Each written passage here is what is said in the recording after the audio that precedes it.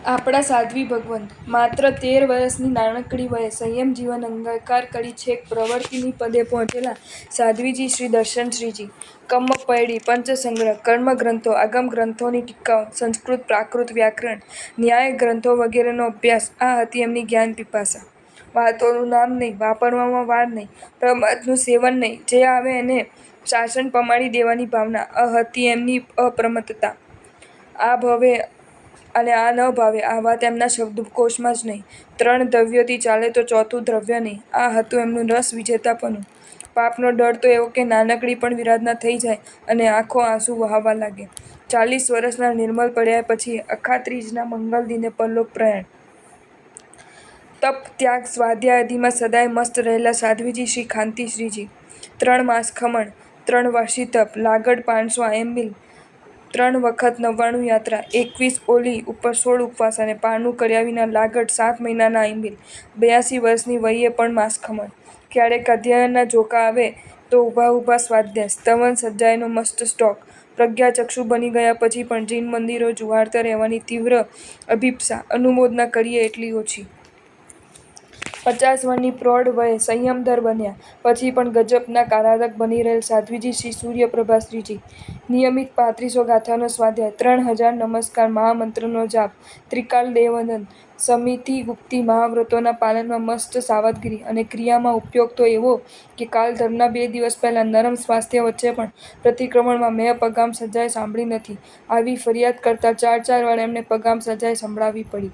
આવી વિરલ જાગૃતિ પ્રતિક્રમણમાં કમાલ. અગવડોની અને તકલીફોની નોંધ લીધા વિના પલ્લીવાલ પ્રદેશમાં 27 ગામોમાં ચાતુર્માસ કરી એ પ્રદેશને જીન શાસનના જયનાદથી ગાજતો કરી ચૂકેલા સાધ્વીજી શ્રી શુભોદયાશ્રીજી.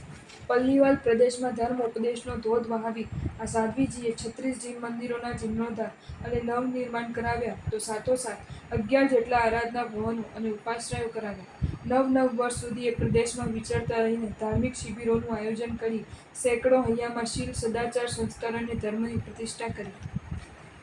તપ મંદિરના માહોલમાં 50 લાખનું દાન કરવું હજી કદાચ સહેલું, પણ ઔદારિક શરીરે છઠ્ઠા સંગ્રહ અને તપશ્ચર્યા ક્ષેત્રે પર્વતના શિખરે સ્પર્શી જવું મુશ્કેલ. પણ એ મુશ્કેલ લાગતા કાર્યને સંપન્ન કરી ચૂકેલા સાધ્વીજી એટલે જ ગીતપ્રદ્માશ્રીજી.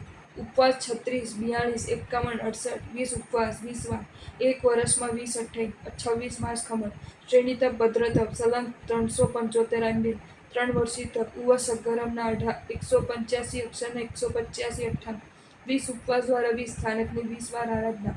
આ સિવાયની નાની તપશ્ચર્યાઓ લો. અનુમોદના માટે શબ્દો ક્યાંથી લાવે? સ્વજીવનમાં કેન્દ્ર સ્થાને પરમાત્મા સ્થાપિત રહે એ માટે અનોખી પ્રભુ ભક્તિને સ્થાન આપી ચૂકેલ સાધ્વીજી પ્રીતિધર્માશ્રીજી. છેલ્લા 20 વર્ષથી રોજનો નિયમ. પ્રભુ દર્શન કરવા જાય ત્યારે 108 પ્રદક્ષિણા આપવાની. દેરાસર નાનું હોય કે મોટું, વિહાર હોય કે તીર્થ, શરીર સ્વસ્થ હોય કે અસ્વસ્થ, 108 પ્રદક્ષિણા તો આપવાની. પ્રભુને હૃદયમાં સ્થાપિત કરી એમના જ વિચારોમાં ખોવાયેલું રહેવું અલગ છે, પણ એ જ ભાવનાને રોજ 108 પ્રદક્ષિણા આપીને પ્રભુ ભક્તિના આ રીતે પ્રકટ સ્વરૂપ આપવું ખરેખર ખૂબ અનુમોદનીય છે. વર્તમાન કાળમાં નેમિનાથ પ્રભુ પાછળ સંયમની વાટે વિચરવા તત્પર બનેલા રાજુની સ્મૃતિ કરાવે એવું સત્વ ફરમાવનારા સાધ્વી સ્વયંપ્રભાશ્રીજી. મુગ્ધાવસ્થામાં જે યુવક પ્રત્યેનો નિર્મલ પ્રેમ પરિવારની સહજ સંમતિ સાથે સગપણમાં પરિવર્તિત થયો હતો એ યુવકે સગાઈ થયા પછી ગુરુ ભગવંતની પ્રેરણા મળતા સંયમ સ્વીકારની ભાવના વ્યક્ત કરી. આર્ય નારીને શોભે એ રીતે પોતે ભાવિ ભરતાળને તો ચારિત્ર સ્વીકારની રજા આપી જ, પણ પાછળ પોતે પણ ચારિત્ર જીવન અંગીકાર કરીને જીવન સફળ બનાવે. સન્નારીમાંથી સાધ્વી બનનાર એમનું કેવું ગજબ સત્વ! પોતાના 7 સંતાનોમાંથી 6 સંતાનોને ચારિત્ર માર્ગે વાળી સંયમ જીવન અંગીકાર કરી ગજબના આરાધના કરી ગયેલા સાધ્વીજી શ્રી મહાનંદાશ્રીજી. કલકત્તા તરફના વિહાર દરમિયાન જોડી પડતી સ્થાપનાચાર્ય પડી ગયાના ખ્યાલે વ્યથા અનુભવતા અનાનુપૂર્વી ગણતા માણીભદ્રના ફોટોમાંથી આવેલ અવાજના અનુસારે એક દુકાને પહોંચી ગયા અને ત્યાં સ્થાપનાચાર્ય મળી ગયા. 70ની વયે ચાલુ 28ના 8મે દિવસ નવસારી ચિંતામણી પાર્શ્વનાથના જિનાલયમાં જાપ દરમિયાન ધર્મેન્દ્ર પદ્માવતીને પ્રત્યક્ષ નિહાળ્યા. છેલ્લા દિવસોમાં રોજની 80-100 માળા મૌનપૂર્વક ગણીને મૃત્યુને મહોત્સવ બનાવી ગયા. તપ, જાપ અને જ્ઞાન ઉપાસના દ્વારા સંયમ જીવનને 4 ચાંદ લગાવી ગયેલા સાધ્વીજી શ્રી રત્નપ્રભાશ્રીજી. તપ 30, 36, 45, 16, 11 ઉપવાસ, 4 વર્ષી તપ, 500 MB લેખાંતરે 20 ચાલક નવપદ 131 જપ ઋષિમંડળ 1 કરોડ શંખેશ્વર પાશનાથ 1 કરોડ નવકાર મંત્ર 9 લાખ ઉવસગરમ 7 લાખ અભ્યાસ સંસ્કૃત પ્રાકૃત તમામ સૂત્રના અર્થ આચાર્ય ઉત્તરાધ્યાન યોગશાસ્ત્ર વિતરાગ સ્તોત્ર પંચસંગ્રહ અભિધાન ચિંતામણી કોશ કાવ્ય સ્વાધ્યાય હંમેશા 2000 ધન્ય સંયમ જીવન પ્રભુની અનુપસ્થિતિમાં પણ પ્રભુની ઉપસ્થિતિનો અહેસાસ કરાવનારા પ્રભુ વચનોની અદ્ભુત ઉપાસના કરનારા સાધ્વી શ્રી લલિત પ્રભાશ્રીજી 21 વર્ષની ઉંમરે દીક્ષા લીધી ત્યારથી જ્ઞાનાવર્ણ્ય કર્મનો ક્ષમ જબરદસ્ત હતો. ટૂંક સમયમાં જ સંસ્કૃત પ્રાકૃત ન્યાય વ્યાકરણ પ્રકરણ ગ્રંથોનો અભ્યાસ કરી લીધો. 10 વૈકાલિક તત્વાર્થ પ્રશમરતિ યોગસાર ઉત્તરાધ્યાન જ્ઞાનસાર શાંત સુતારસ વગેરે બધું જ વળે. સંસ્કૃત પ્રાકૃતો ગુજરાતીને જે પછી 61 વર્ષના દીક્ષા પર્યમાં લગભગ 132 ગ્રંથ તેમને વાંચ્યા અને વંચાવ્યા છે.